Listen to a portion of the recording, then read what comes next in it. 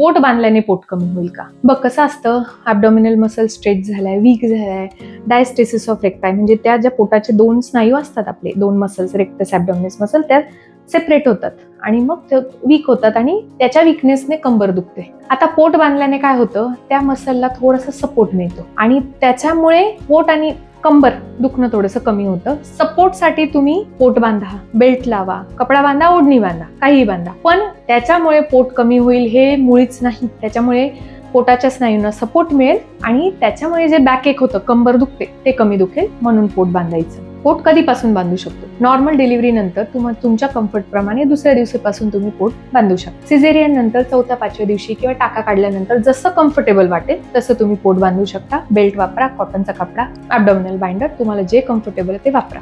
ठीक आहे.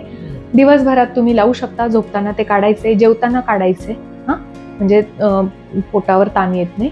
जेवताना, जेवल्यानंतर थोडा वेळ पोट फुल असतं त्यावेळी थोडंसं कम्फर्टेबल नसेल तर लावू नका, नंतर तुम्ही लावू शकता. दिवसभर कसाही ठेवायचा, ठेवू शकता. It is up to you.